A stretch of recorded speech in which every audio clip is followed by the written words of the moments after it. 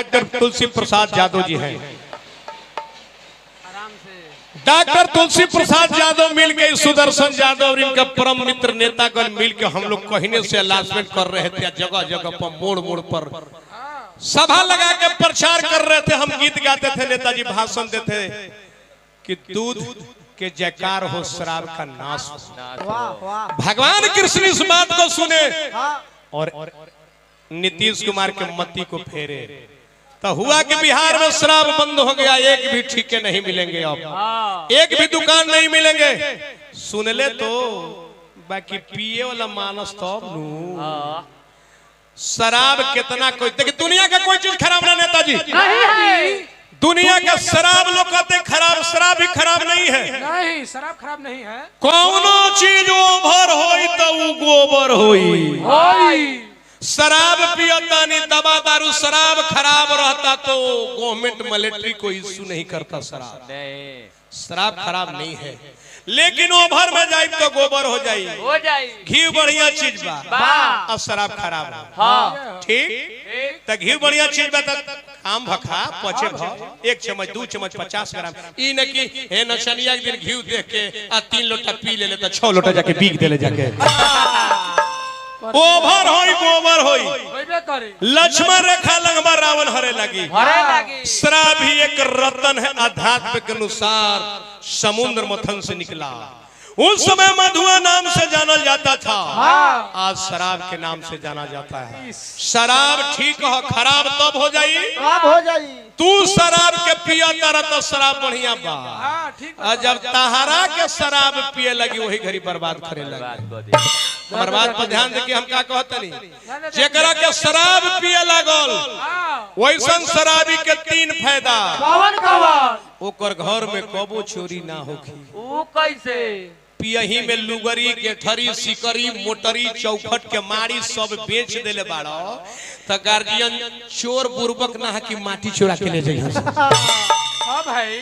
दूसरा फायदा कोई शराबी पर कुकुर ना भूकी जी। वो कैसे? पी के चलल बाड़ो, कुकुर देख ले कहते सुन मरबू की हमरे लेखे मुआ हो जतो। कुकुरो तुम दबा के भाग जाला कि हमर बाप से भेंट हो गई, लात धरी ते कचरा जाई। तीसरा फायदा कि जकरा के शराब पियता वैसन शराबी कबो बुढ़ारी ना देखी है। वो कैसे? बाग पीते पीते दोनों किडनी ले गइल, बुढ़ारी देखबो जवानी में जय जय सीता। जब वैसन शराबी हो गइल बा, जकरा के शराब पियता ओकर घर परिवार में कलह देखी सुदर्शन के जुबान से, गायत्री पुराण से। बुखार भी से सुनिए। हां लीजिए प्योर महुआ, ये लीजिए महुआ गुड़ वाला है। होली कस है दा, प्योर चुआवा है, चुआवा। प्योर बेदाम गुड़ महुआ है। हाय हाय हाय। देख लीजिए शराबी हो गइल बा, जकरा के शराब पियता ओकर तमाशा तनी देखे। हां हाय हाय हाय, पानी मिलावा, पानी मिलावा। अरे आज निशा रेल देलस निशा बाबू, रेल देलस। ओने दूसर के घर है। अरे हां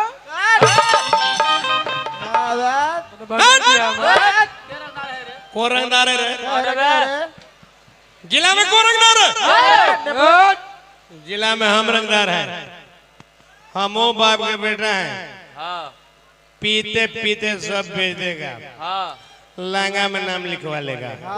लिखवा के नेपा फाड़ देगा। जा तनी मेरा से कहे का कहब? तनी थोड़े दारू पी ले बनी, महुआ ले बनी, अच्छा हमरा के मुर्गा बना के खियावा। मुर्गा खाए, प्राण प्यारी, प्राण प्यारी, प्राण प्यारी, ए मनोहर के मामी हमरा के मुर्गा बनावा, मुर्गा। आ गइला, आ गइला दारू पी के। बाप रे बाप, हमर छोट छोट लइकन बा, हम छोट छोट लइकन छोड़ के आ तहरा खातिर आधी रात में मुर्गा बनाई। हम मुर्गा उर्गा ना बनाई। ना बने मुर्गा, मुर्गा ना बनेबू तो तू अपना भतार के बेइज्जत कर दे। ना मुर्गा हमरा मन में मुर्गा के कहले ले है, काहे न बनेबू? सुन ना हमरा भी पैसा ना रहा 100 गो रुपया के ले ले बनी महुआ हमारा लालका पिए के मन बा लालका पिएगा अपन सिगरेट दे दो बाप रे बाप हाँ एगो नैहर के निशानी हमर सिकरी बाचल बा हाँ के देले बा हमर भाई अच्छा नसीब और सिकरिया दे दी हम सिकरी उखरी ना दे आखिरी निशानी हमर सिकरी ना दे लेबो हम सिकरी ना देबू सिकरी तोर नैयर के ए बाली नैयर के अरे के हाथ में के बाला नैयर के अरे के घाड़ियों नैयर के अरे के कुछ देर में कहबू कि 3 गो लड़का हमर नैयर के जन्म में करो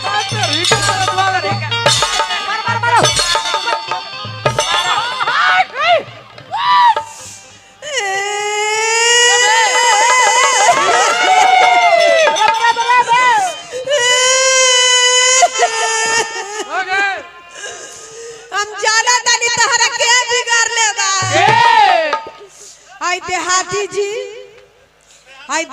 जी तो अपने पिया कर हैले बावे हमर भतारो के प्याज बना के दर देले देहाती जी तमारी कौन हमको रोकेगा रे कौन मार चला ले हम 10 रुपये का पिएगा पिएगा पिएगा कौन क्या करेगा पिएगा कौन रंगबाज है रे कौन बा कौन रंगबाज है अरे कौन दंगबाज है देखला हमारे को छोटकी दीदी आइल बा छोड़ी की दीदी ये हमर बहिन बिया बहिन एकरे से कह के पिटवा दे बा दीदी के नेपा में तू पिटवा देबे तोरो मारेगा हां ओकरो मारेगा हां तो दूर दे होई बाबी दोनों का मारेगा सुन मरता तू के आखिया उड़ा दाल बिना भात के भतार बिना रात के काटे थावे घर रंगला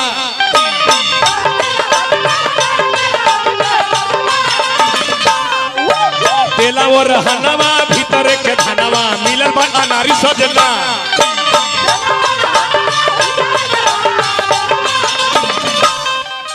तब बेची देल बागहनवा ई कंगाल कोइल बाटे पिके मारला सजनवा दहिया लाल कोइल बाटे दहिया लाल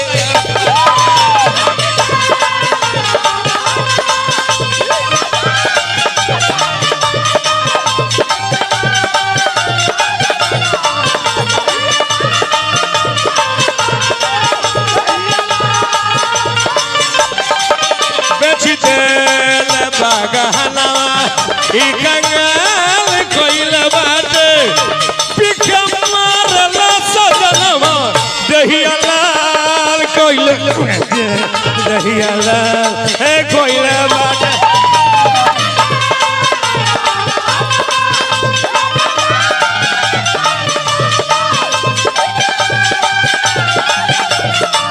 कौन मारेगा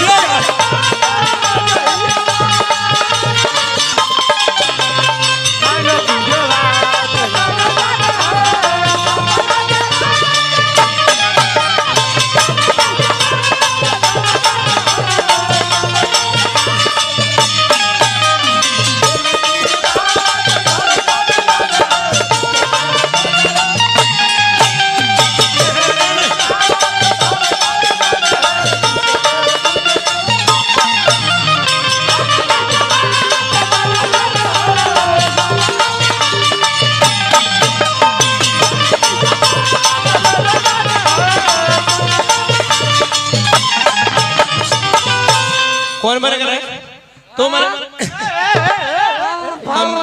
हम पिएगा पिएगा पिएगा तो क्या करेगा रे क्या करेगा सब पिएगा मंत्री बना अरे मार के पूठा कर रहा करके पूठा आंख उलट जाएगा मारेगा तो हम सब पिएगा दारू पिएगा पिएगा कौन माइकल वाले रोकेगा कौन रोकेगा तारी पिएगा पिएगा सब पिएगा गांजा पिएगा गांजा ठीक उलट जाएगा सब पिएगा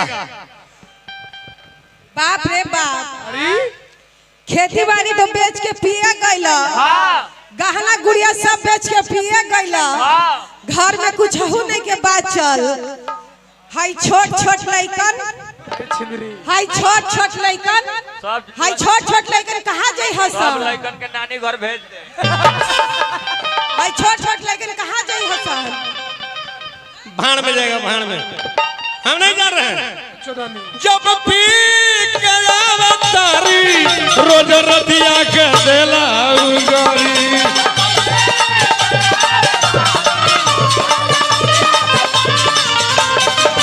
जब पी के तारी रोज रतिया के देला उगारी।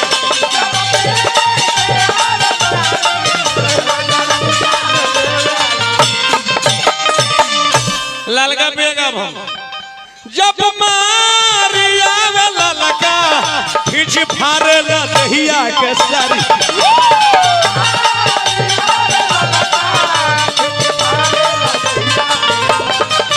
जब मारिया वाला लगा खींच फारे लहिया के सारी।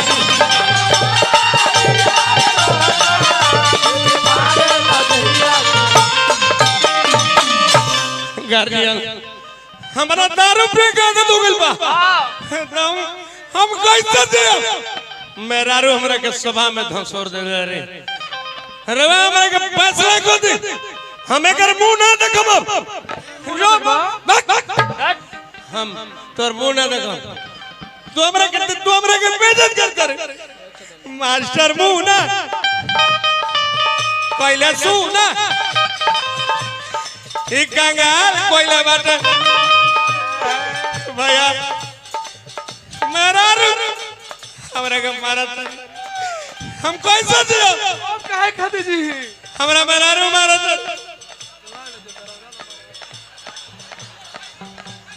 पिक मारला सजलमो लाल कोई हम तरबू ना दे कमरे के पीछे करते।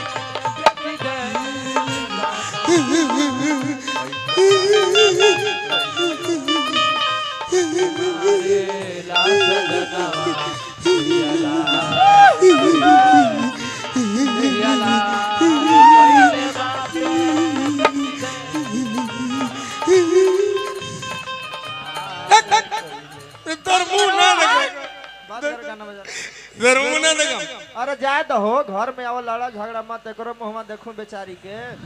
एकर मुंह न देखी तोर मैया के मुंह देख के हम जिया। बाबू रे एकरे कह जाला धर्म पत्नी। भैया हम दारू के निशा में पगलाई रहने हम मर जाते अब ज्ञान पर। लिप्सा होगी रे लेकिन हमरा के गोड़ पर के जाके ले आई अपन घर के पतन होक से बचे से पतन होके से बचा लेलस। हाँ एकर नाम है धर्म पत्नी।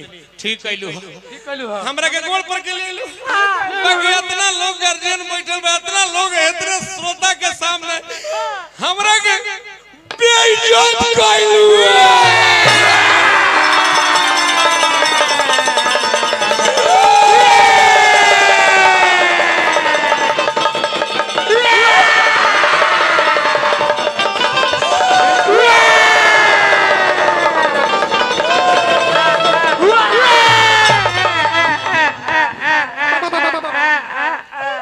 बाप रे बाप चुप हो जाई, चुप हो जाई, चुप हो जाई, चुप बे कि निकालो हम खरौआ। निकाले झरुआ चुप हुए के बेनी डीप दी वहां। ए राजा जी हां बोला ए राजा जी बोला ना रउआ के पहले ही सब तबीयत खराब बा, रोजे रोजे दारू पियतानी, कुछ हो जाए दादा तो हम कैसे जियब। अरे बा अरे बाप रे मेहरारू ये तो मेहरारू हमारा आंखें खोल देलस। साफ आंख खोल। ठीक है गार्जियन अगर दारू पी के आज हम मर जैती हां भाई तो हमार परिवार के कर दुआरी जाई था, हमार बाल बच्चा केकरा भी भीख मांगे जाई था।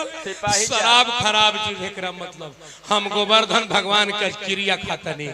आज के बाद हम कौनो निशा ना करब, अपन परिवार के देखब, अपना बाल बच्चा के पढ़ाई।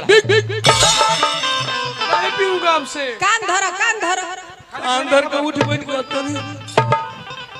आज के बाद हम कोनो निशा ना कर, हम शपथ लेता नहीं। मेहरारू हमारे ऐसा मिलली हमारा के दारू पी के हम मरे जाते नहीं। लेकिन कैसे कहली एकरा कहल जाला मेहरारू पत्नी कि अतना हो पलमुआ दारू पिया अब बोल कैसे जिया।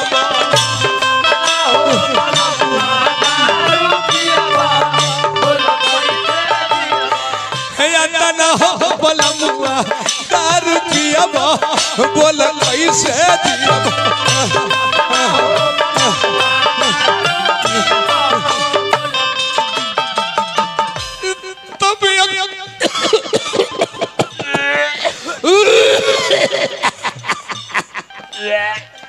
तबीयत खराब चलत बा रोज दिन शराब चलत बा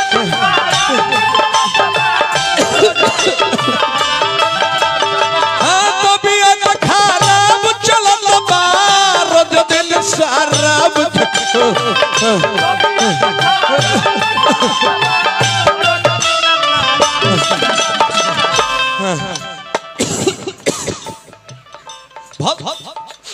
भसता कर दवा कैसे सियब बोल के दिन जियब